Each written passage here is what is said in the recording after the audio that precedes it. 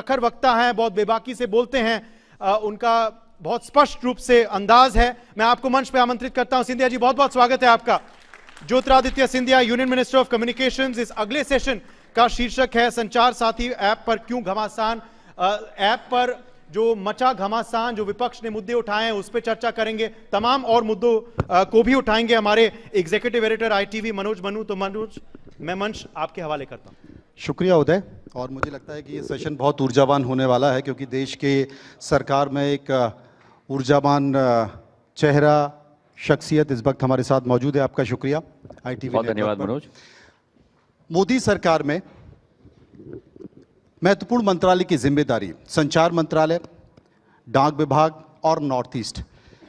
2047 का विजन, सबसे पहले मैं पूछना चाहता हूं कि आपका रोड मैप क्या होगा? एक बहुत पहले तो मैं आपको धन्यवाद अर्पित करना चाहता हूं कि आपने इंडिया न्यूज़ के मंच पर मुझे आमंत्रित किया जी। ये एक तरीके से मेरे कैलेंडर में एक वार्षिक कार्यक्रम बन चुका है जी। और मैं अपना सौभाग्य मानता हूं कि आपने मुझे आमंत्रित किया। जो प्रश्न आपने पूछा है एक बहुत ही विस्तृत प्रश्न है और उसे समय सीमा में जवाब देना मुश्किल है, पर अगर संक्षिप्त में मैं कहूं तो उत्तर पूर्वी राज्य को प्रधानमंत्री जी ने अष्टलक्ष्मी के शब्द से नवाजा है, क्योंकि वाकई में ये हमारे देश की धरोहर है। और केवल देश की धरोहर नहीं है, प्राकृतिक रूप से, मानव संसाधन के रूप से, पर सबसे मैं मानता हूँ क्षमतावान क्षेत्र है पूरे देश में भारत को आगे ले जाने के लिए। पिछले 12 वर्षों में जो वृद्धि इस क्षेत्र में आई है, एक इंक्रीमेंटल परिवर्तन नहीं हुआ है, लेकिन एक मॉन्यूमेंटल परिवर्तन हुआ है प्रधानमंत्री जी के नेतृत्व में। उदाहरण के तौर पर स्वयं प्रधानमंत्री उत्तर पूर्वी के 8 राज्यों में पिछले 12 वर्षों में उन्होंने 75 बार प्रवास स्वयं किया है।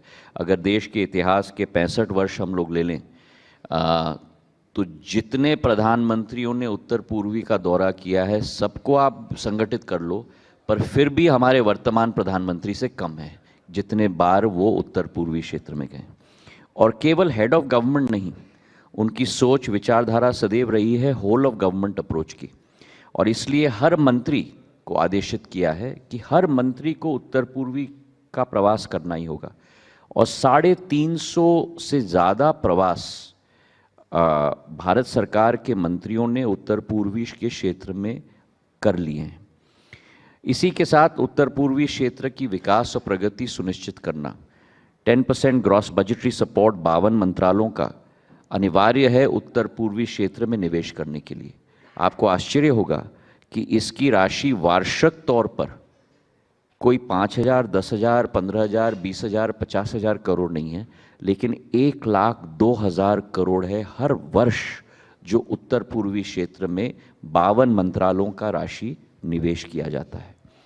हम लोग ग्रांट और टैक्स डेवल्यूशन की बात करें तो पिछले 12 वर्षों में 6 लाख करोड़ का डेवल्यूशन इन 8 राज्यों को हुआ है। और उसी के साथ साथ अगर हर एक वर्टिकल के विकास और प्रगति को देखें, सड़कों के क्षेत्र में पिछले 12 वर्षों में ग्रामीण सड़क 50,000 किलोमीटर की बनी है 45,000 करोड़ के आधार पर। आप अनुमान लगाओ 50,000 करोड़ की सड़कें, किलोमीटर की सड़कें। नेशनल हाईवेज़ की बात करें, 65 वर्षों में 10,000 किलोमीटर की नेशनल हाईवेज़ बनी थी, आज 16,500 किलोमीटर की नेशनल हाईवेज़ बनी है। मतलब कि 60% वृद्धि हुई है 12 वर्षों में, जो देश ने 65 वर्षों में बनाया था। और वही स्थिति हमारे एयरपोर्ट्स के क्षेत्र में, जहां 2014 में 9 एयरपोर्ट्स थे, आज उसी उत्तर पूर्वी के 8 राज्यों में 17 एयरपोर्ट्स हैं। 2 राज्य अरुणाचल प्रदेश और सिक्किम के पास एक एयरपोर्ट भी नहीं था, आज अरुणाचल प्रदेश में एक नहीं लेकिन 4 एयरपोर्ट्स हैं। फ्लाइट्स की हम बात करें, जो 2014 में हम लोग सिविल एविएशन में ATM के आधार पे गिनते हैं, एयर ट्रैफिक मूवमेंट्स प्रति हफ्ता, 912 एयर ट्रैफिक मूवमेंट्स प्रति हफ्ता था 2012 में, 14 में। आज 2000 एयर ट्रैफिक मूवमेंट्स हो चुकी हैं हर हफ्ते में। और वही स्थिति आप वाटरवेज की बात करो, रेलवेज की बात करो, आपको आश्चर्य होगा मनोज, 2014 तक केवल एक राज्य रेलवे के साथ जुड़ा हुआ था, आसाम। आज 6 राज्य रेलवे के साथ जुड़े हैं और 2 राज्य जो बाकी हैं वो 2027 के अंत तक वो भी जुड़ जाएंगे, तो पूरा रेल नेटवर्क भी उत्तर पूर्वी क्षेत्र में लग पाएगा। वाकई ये अभी पिछले वर्ष इसी वर्ष मई में मैंने एक नॉर्थ ईस्ट इन्वेस्टमेंट समिट आयोजित किया था सभी मुख्यमंत्रियों के साथ। पहली बार देश में एक नॉर्थ ईस्ट के लिए इन्वेस्टमेंट समिट आयोजित किया गया है। नॉर्मली एक एक राज्य का इन्वेस्टमेंट समिट होता है और 2-2 मुख्यमंत्रियों को लेकर 9 जगह हमने देश के अंदर रोड शो किए, हर एक जगह में अलग अलग 2-2 मुख्यमंत्रियों को लेकर। 4,48,000 करोड़ के निवेश की राशि इन 8 राज्यों के लिए आई है। तो मतलब कि लीप्स एंड बाउंड्स के आधार पर उत्तर पूर्वी क्षेत्र आज बढ़ रहा है और इसका अनुमान आप लगा सकते हो। जब विश्व में 2.5% ग्रोथ रेट विश्व की हो रही है, भारत की ग्रोथ रेट करीब 7.5% पिछले 10 सालों में 7 से 7.5% हुई है। पर उत्तर पूर्वी का ग्रोथ रेट आप अनुमान लगाओ, 10 ईयर का एवरेज, मैं 1 साल की बात नहीं कर रहा हूँ, 10 ईयर का average, 10 year decadal CAGR, compounded annual growth rate, एक राज्य का नहीं, 2 का नहीं, 8 राज्य का 11 से 13%। तो उत्तर पूर्वी भारत की ग्रोथ रेट से डबल से आगे बढ़ रही है। तो प्रधानमंत्री जो कहते थे ना कि ग्रोथ इंजन ऑफ इंडिया, आज वाकई में उत्तर पूर्वी क्षेत्र वो बन चुका है और मुझे विश्वास है कि आने वाले दिनों में भारत का फ्रंट बनेगा समूचे साउथ ईस्ट एशिया के लिए, ये उत्तर पूर्वी। ये बहुत महत्वपूर्ण है और सुरक्षा की दृष्टि से भी बहुत ज़रूरी है। शायद बहुत सारे कम लोगों को पता है, बहुत कम लोगों को ये पता है कि डोनर मिनिस्ट्री दिखने में छोटी लगती है, बजट जो वार्षिक बजट है, लेकिन भारत सरकार के हर बजट का एक परसेंटेज 10% वो डोनर नॉर्थ ईस्ट को जाता है, चाहे वो एग्रीकल्चर हो, स्पोर्ट्स मिनिस्ट्री हो, आईएनबी मिनिस्ट्री हो, ग्रामीण विकास मंत्रालय हो, हर परसेंटेज डोनर मिनिस्ट्री को जाता है, जिससे कम से कम नॉर्थ ईस्ट का डेवलपमेंट हो सके। अमूमन जो खबरें नॉर्थ ईस्ट स्टेट से आती थी, पैसा तो यहाँ से जाता था लेकिन ज़मीन पर खर्च नहीं होता था, वो राजनेताओं में या उनके कार्यकर्ताओं में खर्च हो जाता था। ये बात सही है क्या, और अगर इस पर कसावट हुई है तो कैसे? तो मैं आपको बता दूं कि जो सिस्टम मैंने विभाग के अंदर स्थापित किया है कि जो हमारी की प्रोजेक्ट्स हैं जिसके लिए स्वीकृति दी जाती है, मैं हर हफ्ते पर, मैं हर महीने की बात नहीं कर रहा, 3 माह की बात नहीं कर रहा, साल में 6 महीने की बात नहीं कर रहा हूँ, एवरी वीक, हर हफ्ते मेरे सोमवार की डैशबोर्ड मीटिंग में जो उन 25-30 प्रोजेक्ट्स को मैं स्वयं मॉनिटर कर रहा हूँ, हर हफ्ते में, उदाहरण के तौर पर मनोज मनु अगर मिज़ोरम के हैं तो और उनके यहाँ ये प्रोजेक्ट चल रहा है, तो टाइम स्टैम्प्ड फोटोग्राफ मेरे समक्ष रखा जाता है कि पिछले सोमवार में उस साइट की क्या स्थिति थी और इस सोमवार पर उस साइट की क्या स्थिति है, कितने अतिरिक्त पिलर बने हैं, कितना ग्राउंड वर्क हुआ है, अगर रोड है तो कितना सीमेंट लेइंग या टार लेइंग हुआ है, और एक पर्ट चार्ट फिजिकल प्रोग्रेस का और एक पर्ट चार्ट फाइनेंशियल प्रोग्रेस का हर हफ्ते के अनुसार मैं स्वयं मॉनिटर कर रहा हूं। और कई योजनाएं बड़ी तीव्र गति से आगे बढ़ रही हैं। जो हम लोगों का पर्ट चार्ट है उसके ऊपर लाइन चल रही है कंप्लीशन की। कुछ प्रोजेक्ट्स हैं जहां कम कार्य हो रहा है, और जहां कम कार्य हो रहा है वहां उस राज्य के चीफ सेक्रेटरी या उस राज्य के मुख्यमंत्री के साथ मैं स्वयं वार्तालाप करता हूं एक एक प्रोजेक्ट पर। तो गुणवत्ता 100% ना 200% हो, उसका संपूर्ण कमिटमेंट मैं लेके चलता हूं मंत्रालय के अंदर हर योजना के लिए। अब बात करते हैं कि आखिर क्या बात है कि नरेंद्र मोदी लगातार चुनाव जीतते जा रहे हैं, उनकी उपस्थिति बढ़ती जा रही है। आपने पिछली सरकार यूपीए सरकार में भी काम किया, बतौर ऊर्जा मंत्री काम किया, संचार मंत्री, राज्य मंत्री थे। इस सरकार में भी आप देश के प्रधानमंत्री नरेंद्र मोदी के साथ काम कर रहे हैं। दोनों प्रधानमंत्री की वर्किंग स्थिति, दोनों सरकारों की जो कार्यप्रणाली है, उसमें क्या अंतर है? अब ये प्रश्न आपने मुझसे पिछले साल भी पूछा था जी। उसके पहले वाले साल में भी पूछा हो था। सकता है कुछ नया अनुभव हो। तीसरे साल में ही पूछा था। हो सकता है अब कुछ मेरे नया। अतीत को अतीत रहने दो। प्रधानमंत्री नरेंद्र मोदी जी भारत के तिरंगे को लेकर विश्व पटल पर गाड़ के रखने वाले हैं। इसका पूरा विश्वास देश के 140 करोड़ नागरिकों को नहीं, पूरे विश्व के नागरिकों को है। मैं ये सवाल इसलिए पूछ उनका रहा हूं। कमिटमेंट एक एक योजना की घोषणा नहीं, उनका कमिटमेंट एक एक योजना के क्रियान्वयन पे है। और जहां मैक्रो की बात सोचते हैं, उदाहरण के तौर पर न्यूक्लियर एनर्जी की हम बात करें, स्पेस की बात करें, कोई हम लोग साधारण नागरिक होने के नाते, मंत्री होने के नाते नहीं, मैं कभी सपना देख सकता था कि भारत का तिरंगा भारत के अंदर नहीं, विश्व के अंदर नहीं, लेकिन चांद पे हम लोग गाड़ के रखेंगे। साउथ पोल पर पहला देश पूरे विश्व में जहां गाड़ा है झंडा, वो भारत ने गाड़ा है। चंद्रयान के आधार पर, आदित्य L1 के आधार पर जो सूर्य की ऑर्बिट में चल रहा है। तो उनका जहां मैक्रो सोच है, वहां माइक्रो सोच भी है। उज्ज्वला योजना, हमारी क्षेत्र में आयुष्मान भारत योजना, हम लोग कल्पना कर सकते थे कि 36 करोड़ भारतीयों को 36 करोड़ 5 लाख प्रति साल का हेल्थ कवरेज दिया जाएगा भारत सरकार के द्वारा। 36 करोड़ मतलब क्या? अमेरिका से ज्यादा आबादी, यूरोप की 80% आबादी। यह संभव हुआ है। और डीबीटी के आधार पर अगर मनोज मनु बीमार है तो मनोज मनु को ही राशि मिलेगी। ये नहीं कि कोई चोर के मनोज मनु के नाम पे राशि ले जाए। जो पुराने जमाने में कहते थे कि जब 1 रुपए भेजा जाता है तो केवल 5 पैसे मिलते हैं, बाकी 95 पैसे। तो शायद यही कारण है कि कांग्रेस के हर मंच पर, हर कार्यक्रम पर एक पीड़ा निकल कर आती है कांग्रेस नेताओं की कि मोदी तेरी कब्र खुदेगी, आज नहीं तो कल खुदेगी। ये बयान क्या है? अब मैं आपको बताऊं कठिनाई क्या है कांग्रेस के अंदर, विपक्ष के अंदर। कठिनाई ये है कि उनकी मानसिकता और उनकी विचारधारा जनसेवा की नहीं है, भारत की प्रगति की नहीं है, कुर्सी की है। अच्छा, इसकी किस है, ये आधार संकट पर वो कुर्सी हमें प्राप्त ना हो?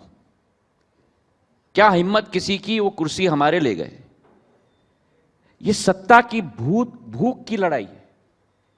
और एक तरफ हमारे प्रधानमंत्री और भारतीय जनता पार्टी और एनडीए सरकार है, जहां एक एक योजना भारत के हर नागरिक के लिए और भारत देश को विश्व पटल पर उजागर करने के लिए संकल्पित हैं। और क्रियान्वयन 100% सैचुरेशन।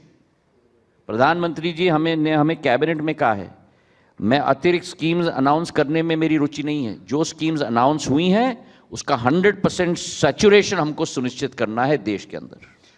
सिंधिया जी, राजनीति में भाषा की एक मर्यादा होनी चाहिए। अभी कांग्रेस का इतना बड़ा सम्मेलन होता है, उसमें एक कार्यकर्ता कहता है कि मोदी तेरी कब्र खुदेगी, आज नहीं तो कल खुदेगी। क्या इस तरह की भाषा राजनीति में किसी के लिए भी, किसी भी नेता के लिए, किसी भी पार्टी के लिए होनी चाहिए? देखिए, राजनीति के रास्ते में प्रजातंत्र का मंदिर, Lok Sabha, house of elders, Rajya Sabha देश के लिए एक मानक है। उस हाउस को देखकर देश की जनता प्रेरणा लेती है, हर एक नागरिक प्रेरणा लेता है। हमारा व्यवहार, हमारा आचरण उसे मद्देनजर रखते हुए होना चाहिए। अगर इन शब्दों का हम लोग प्रयोग करेंगे, ऐसी भावना हम लोग रखेंगे, तो देश में क्या भावना हम लोग पैदा कर रहे हैं? मेरी आजी अम्मा को 40 साल हुए जनसेवा में, मेरे पिताजी को 30 साल हुए, मुझे 25 साल होने को आ रहे हैं। आप एक उदाहरण मुझे निकाल दो जहां व्यक्तिगत टिप्पणी या व्यक्तिगत आलोचना या कोई गलत शब्द का प्रयोग इन तीनों पीढ़ियों में से एक ने भी इस्तेमाल किया हो। एक स्तर होना चाहिए, एक मूल्य होना चाहिए, सिद्धांत होना चाहिए राजनीति में।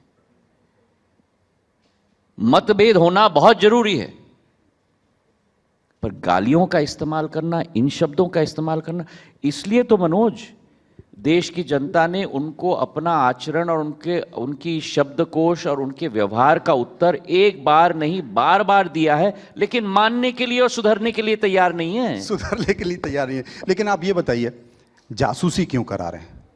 मतलब सड़क से लेकर संसद तक आप एक इनोवेशन लेकर आए, संचार साथी के तौर पर विपक्ष कह रहा है कि सब जासूसी कराई जाएगी। देखिए, जिन लोगों के पास कोई मुद्दा ना हो उनको हर कोने में भूत दिखता है, और जिनके पास छुपाने का बहुत हो उनको हर भूत की चिंता होती है। अब संचार साथी जैसा ऐप, उसका नाम ही देख लो, वो साथी है आपका। उसके आधार पर देखिए, आपने ही पिछले साल मेरे इस सेशन में मुद्दा उठाया था कि इतने फ्रॉड्स हो रहे हैं, इतनी चीटिंग हो रही है, इतनी खटनाई हो रही है सभी जनता को। दूरसंचार के आधार पर और सूचना प्रौद्योगिकी के आधार पर एक बहुत जबरदस्त टूल है विश्व को आपके हथेली में लाने का, और इस टूल को हर इंसान तक पहुंचाना ये हमारा दायित्व है। लेकिन इस टूल की जितनी सकारात्मक प्रयोग हम लोग करते हैं, विश्व में ऐसे तत्व भी हैं जो हर सकारात्मक टूल का प्रयोग करके उसके आधार पर नकारात्मक कार्य भी करते हैं। ये समाज में है, देश में है, टेक्नोलॉजी में भी है। You may have 100 advantages, but there will be 3 or 4 disadvantages in terms of the people who use that technology in a wrong way. और मेरी जिम्मेदारी है दूरसंचार मंत्रालय में कि ऐसे विघटनकारी और ऐसे नकारात्मक तत्वों के विरुद्ध एक फायरवॉल खड़ा करना, हमारे आम इंसान को उन तत्वों से बचाने के लिए। और संचार साथी वही फायरवॉल है। मैं उदाहरण आपको देखूं, हमारे अस्त्र ऐप के आधार पर जो रिकॉग्नाइज करता है जहां मल्टीपल कनेक्शंस एक ही व्यक्ति के आधार पर किया गया है, हमने करीब करीब 90 लाख कनेक्शंस हमने डिस्कनेक्ट किए। नो योर आईडी के आधार पर, नो योर नंबर के आधार पर, जहां व्यक्ति अपने आप जाकर ऐप में अपना नंबर रजिस्टर करता है और कहता है मुझे बताओ कितने कनेक्शंस मेरे नाम पे लिए गए हैं। हम जैसे लोगों को नहीं मालूम है कि कितने कनेक्शंस दूसरे लोगों ने हमारे नाम पर लिए हैं जी। उसके आधार पर करीब करीब 1 करोड़ मोबाइल डिस्कनेक्ट हुए, और उसी के साथ करीब करीब 26 लाख व्हाट्सएप डिस्कनेक्शंस हमने किए हैं, और 18 लाख मोबाइल फोन्स हम लोग ने लॉस्ट या स्टोलन की कैटेगरी में डालकर 7.5 लाख मोबाइल फोन रिकवर करके उपभोक्ता के हाथ में दोबारा पहुंचाया। और ये कहानी क्या है? ये दूरसंचार मंत्रालय की सफलता की कहानी नहीं है जी, ये जन भागीदारी की सफलता की कहानी है। क्योंकि जितने लोग इस सॉफ्टवेयर को इस्तेमाल करेंगे उनके आधार पे ही हम लोग मदद कर पाएंगे। और जब ये पोर्टल पर लगा था, आज तक 20 करोड़ हिट्स हुए हैं। जब हमने ऐप बनाया है, आज तक 1 करोड़ 60 लाख ऐप का डाउनलोड हुआ है। तो हमने सोचा कि हम हर एक मोबाइल फोन पर इंस्टॉल करें जी। अब बवाल उठ गया किस विषय पर, आपने कैसे इंस्टॉल कर दिया, आप स्नूपिंग कर रहे हैं, आप जासूसी कर रहे हैं। अरे भैया, आपके फोन पे कितने ऐप्स आते हैं जब आप खरीदते हैं? ये आपके ऊपर निर्भर है कि आप उस ऐप को इस्तेमाल करना चाहते हैं कि नहीं। जब तक आप अपना नाम उस ऐप पे रजिस्टर नहीं करोगे तब तक वो ऐप एक्टिवेट नहीं होगा। और अगर आप चाहो कि मेरा मोबाइल बड़ा क्राउडेड है, डिलीट करो, जैसे हर ऐप को आप दबा के डिलीट करते हो वैसे इसको भी डिलीट कर सकते हो। पर मैंने सदन के पटल पे कहा कि अगर लोगों को इतराज है, मेरा कोई लकीर और फकीर की आदत नहीं है, इतराज है, मुझे कोई प्रॉब्लम नहीं है बदलने में। मैंने ऑर्डर निकाला उसको निकालने के लिए। पर इसी बवाल के अंदर मैं आपको बता दूं जी, उस 10 दिन के अंदर हमारे करीब करीब 25 लाख और डाउनलोड हो गए ऐप के। विरोध के बाद, विरोध की वजह से ही और डाउनलोड हो गए, नेगेटिव पब्लिसिटी। हाँ, तो और लोगों ने डाउनलोड कर दिया उस ऐप को।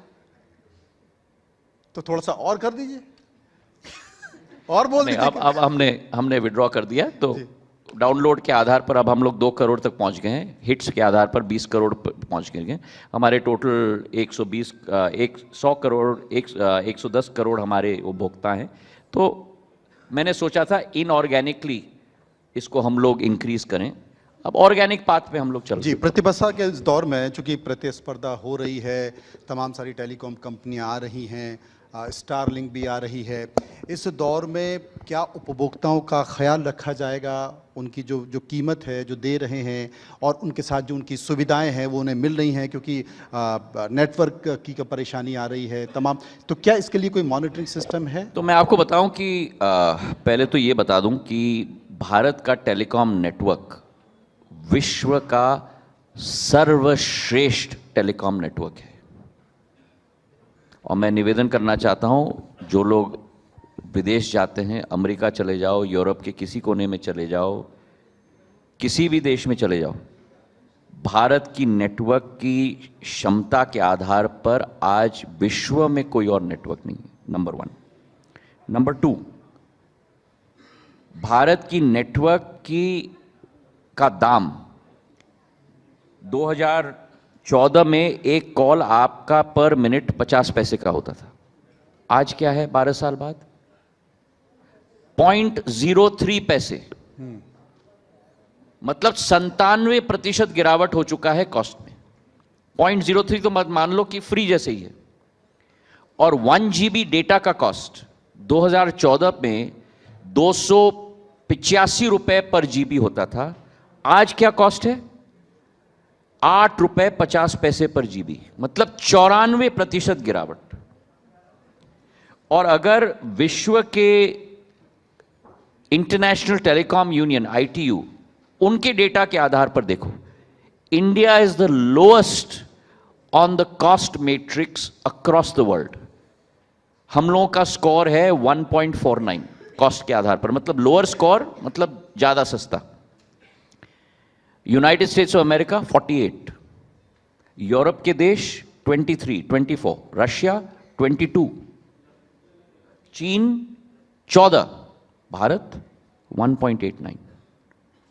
मेरा दायित्व है दूरसंचार के मंत्री के रूप में, और अभी मैंने संसद में भी उत्तर दिया कि मैं एक संपूर्ण बुके सर्विसेज का मेरे हर एक उपभोक्ता को मैं दे पाऊं, चाहे वो वायरलाइन हो, वायरलेस हो, ब्रॉडबैंड हो, OFC हो, सैटकॉम हो, और फिर मेरा उपभोक्ता चुने कि वो कौन सा सर्विस स्वयं लेना चाहता है। और उसी विचारधारा के आधार पर हम लोग ने सैटकॉम को भी इंट्रोड्यूस किया है। एडमिनिस्ट्रेड प्राइसिंग के आधार पर स्पेक्ट्रम दिया जाएगा। अभी 3 लाइसेंस दिए गए हैं, OneWeb को, रिलायंस को और स्टारलिंक को जी। तीनों को सिक्योरिटी क्लियरेंस लेना पड़ेगा। उसके लिए जो स्टेप्स उनको लेना होगा, उसके लिए इनिशियल स्पेक्ट्रम हमने उनको दे दिया है। वो कंप्लायंस होते ही वे अपने सर्विसेज स्टार्ट करेंगे, जब स्पेक्ट्रम की प्राइसिंग TRAI के द्वारा घोषित की जाएगी, और फिर हर सुविधा हर उपभोक्ता को दिया जाएगा। क्या 5G, 4G और 6G का इंटीग्रेशन प्लान है? इसमें इंटीग्रेशन की जरूरत नहीं है, मैं आपको बता दूं। इंडिजनाइजेशन, हाँ, इंडिजनाइजेशन तो 4G का इंडिजनाइजेशन ऑलरेडी हो चुका है। और ये एक प्रधानमंत्री जी का एक संकल्प था कि हम लोग विश्व से हम लोग सदैव टेलीकॉम इक्विपमेंट लेते हैं। हम लोग इंडिया एक सर्विसेज जायंट न बने, इंडिया एक मैन्युफैक्चरिंग जायंट बने। और उसी के तहत उन्होंने 2022 में निर्णय लिया कि 4G टेक्नोलॉजी अगर BSNL क्रियान्वयन करेगी तो हमारे 4G स्टैक के आधार पर करना होगा। और आज आपके द्वारा मुझे खुशी है सूचना हमारे उपभोक्ताओं को देते हुए कि जिस विश्व में केवल 4 देशों के पास टेलीकॉम टेक्नोलॉजी की क्षमता थी, उस 4 के क्लब में भारत ने प्रवेश कर लिया है अपना 4G डोमेस्टिक स्टैक बनाकर, जिसे क्रियान्वयन BSNL ने 1 लाख टावर्स के आधार पर 23 सितंबर 2025 को प्रधानमंत्री जी ने उसका लोकार्पण किया। और अब भारत अपना 4G स्टैक के आधार पर आगे बढ़ रहा है। 4G की टेक्नोलॉजी को संपूर्ण रूप से समूचे देश में क्रियान्वयन करने के बाद बहुत कम समय लगेगा उसको 4G से 5G में परिवर्तित करने के लिए, क्योंकि कोर वही इस्तेमाल किया जाएगा। रैन जो रेडियो एक्सेस नेटवर्क है उसमें केवल एक और BTS लगाने की जरूरत है, बेस ट्रांस रिसीवर स्टेशन, और 5G की सर्विस भी डोमेस्टिक टेक्नोलॉजी के आधार पर हम लोग दे पाएंगे। डेटा की चिंता है तो क्या डेटा की चिंता? मैंने सदैव कहा है कि India walked behind the world on 4G, walked with the world on 5G, but we will lead the world on 6G। हमारा संकल्प है भारत 6G अलायंस के आधार पर, जिसमें 80 मेंबर्स हैं, एकेडमिया से, IIT से, TSP से, स्टार्टअप से, एंटरप्रेन्योर से, कि we will contribute minimum 10% of patents to the 6G framework, which will be established in the world by ITU and 3GPP by the end of 2027. We are working on that. Every 3 months, I personally am taking a review of Bharat 6G Alliance, which is working across 7 verticals, and India will lead the world on 6G. Data की चिंता है तो क्या Starlink का जो data है वो भारत में रहेगा या फिर बाहर चला जाएगा? डोमेस्टिक गेटवे, कोई भी सैटकॉम कंपनी, क्यों स्टारलिंक क्यों, कोई भी सैटकॉम कंपनी, चाहे वो स्टारलिंक हो, वनवेब हो, रिलायंस हो, क्यूपर ने भी लाइसेंस के लिए अप्लाई किया है, हर एक सैटकॉम कंपनी को अपना इंटरनेशनल गेटवे भारत में ही लगाना पड़ेगा। ये बहुत अच्छी चीज़ है। आप उपहार बहुत बांट रहे हैं। अभी हाल ही में आपने एक युवा है आपकी कॉन्स्टिट्यूंसी में, उसको ट्रैक्टर दिया है। मैं अपने ग्वालियर चंबल में गया था जब हमारे क्षेत्र में इस वर्षा ऋतु में बहुत बाढ़ आई थी, और उस बाढ़ में जब गांव में एक एक जन की ज़िंदगी खतरे में थी, रात के 12 बजे से सुबह 4 बजे तक इस युवा ने अपने स्वयं के ट्रैक्टर और ट्रॉली से एक एक गांव के वासी की जान बचाने का कार्य किया, और उसके दरमियान उसकी ट्रैक्टर ही पूरी तरह से फूक गई। तो जब सुबह मैं गांव में पहुंचा और ये कहानी गांव की जनता के द्वारा बताई गई, और 22 साल का लड़का था, 2 बीघा की खेती थी, मेरा दायित्व तो बनना चाहिए कि ऐसे हमारे नवरत्नों को नवाजा जाए, उनका उत्साहवर्धन किया जाए। और उसी समय मैंने निर्णय लिया कि 24 घंटे के अंदर उसके लिए नया ट्रैक्टर लेके मैं दूंगा, और अगले दिन सुबह मैं वापस उस गांव में गया नए ट्रैक्टर के साथ उस नौजवान को का उत्साहवर्धन करने के लिए। एक अंतिम सवाल पूछ लेता हूं।